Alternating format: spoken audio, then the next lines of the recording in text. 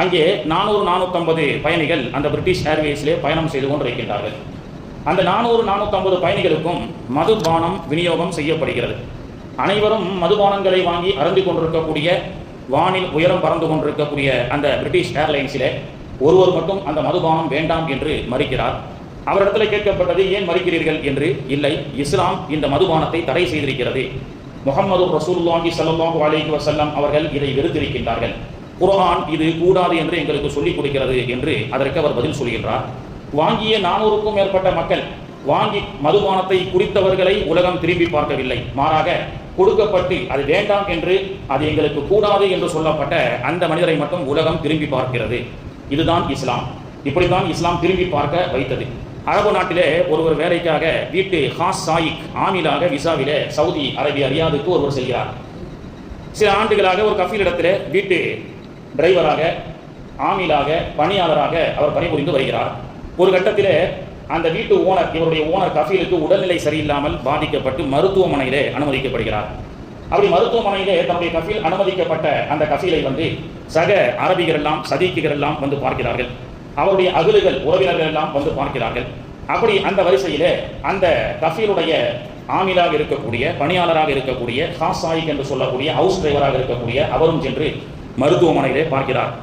அந்த has சாயிக் India தேசத்தினுடைய ஒரு மாநிலத்தை சார்ந்தவர். அவர் சென்று பார்க்கும் பொழுது, நம்ம ஊருடைய முன்னோர்களுடைய பழக்கம், உடல்நிலை சரியில்லாதவர்களை பார்த்தால் பழங்களை வாங்கி சென்று பார்க்கக்கூடிய பழக்கம் இருக்கிறது அல்லவா. இது போன்றவர் தன்னுடைய கஃபீல் உடல்நிலை சரியில்லாமல் இருக்கிறார். அவர் ஒரு 1200 ரியால் சம்பளம் வாங்குவார். ஒரு ஹாஸ் சாயிக்கு சவுதியில் இருக்கக்கூடிய கஃபீல்கள் கொடுக்கக்கூடிய ஒரு சம்பளம். இந்த இந்தியாவிலிருந்து வீட்டு ஓட்டுநராக ஹாஸ் சாயிக்காக சென்ற அந்த ஆமில் தன்னுடைய கஃபீலை பார்ப்பதற்காக பழங்களை வாங்கி கொண்டு அதில் ஒரு கவரில் ஒரு 100 ரியாலை வைத்து அந்த கஃபீலை சந்திக்கிறார். கஃபீல் பழங்களை வாங்கி வைத்துக் கொண்டு அந்த 100 ரியாலை பார்க்கிறார். அங்கே சக சதீக்குகள் எல்லாம், அரபிகள் எல்லாம் அமர்ந்து கொண்டிருக்கின்றார்கள். இது என்ன பழக்கம் அப்படி என்று கேட்கும் பொழுது, இந்தியாவிலிருந்து சென்ற அந்த ஓட்டுநர் சொல்கின்றார், இது எங்கள் ஊரில் இருக்கக்கூடிய பழக்கம் என்று சொல்கின்றார்.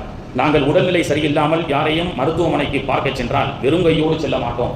அவர்களுக்கு பழங்களை வாங்கி கொடுப்பதும், எங்களால் முடிந்த சில அன்பளிப்புகளை அவர்களை கொடுத்து அவர்களை ஆறுதல் படுத்துவது எங்களுடைய பழக்கம் என்று அவர் சொல்லும் பொழுது, அங்கே இருந்த அந்த சவுதிகள் சொன்னார்கள், மாநபி அவர்கள் எத்தனையோ ஒழுக்கங்களை இந்த தேசத்திலிருந்து தான் சொல்லிக் கொடுத்தார்கள்.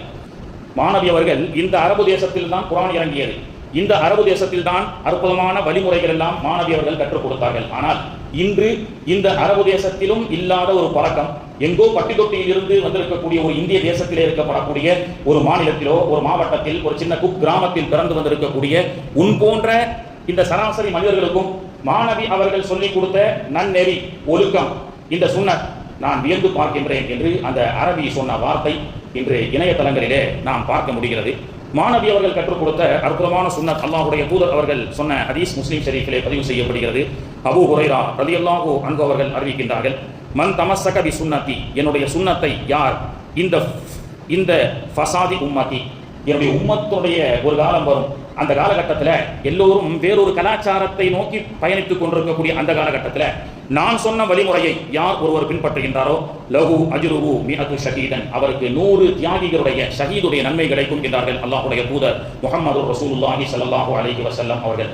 உலகமே மேற்கத்திய கலாச்சாரத்தின் அடிப்படையில் இடது கையில் நின்று தண்ணீர் குடித்துக் கொண்டிருக்கக்கூடிய இந்த காலகட்டத்தில் மாநபி அவர்கள் அமர்ந்து தண்ணீர் குடிக்கக்கூடிய ஒரு ஒழுக்கத்தை நமக்கு சொல்லிக் கொடுத்திருக்கின்றார்கள். எனவே நான் அமர்ந்து தண்ணீர் குடிப்பேன் என்று ஒருவர் இந்த காலத்தில் அமர்ந்து கொண்டு வலது கையால் மாநபி அவர்கள் கற்றுக் கொடுத்த அந்த சுன்னத்தை பின்பற்றினால் 100 தியாகிகளுடைய நன்மை கிடைக்கும் என்றார்கள் அல்லாஹ்வுடைய தூதர் ஸல்லல்லாஹு அலைஹி வஸல்லம் அவர்கள். பெருமானார் அவர்கள் கற்றுக் கொடுத்தது ஒரு வகையில ஒழுக்கம், இன்னொரு வகையில இன்னைக்கு அதை ரிசர்ச் பண்ணி பார்த்தா that is a hygienic, the Sunnat is a hygienic அப்படின்றான். அதுதான் சுத்தமானது, தட் இஸ் எ ஹெல்தி, அதுதான்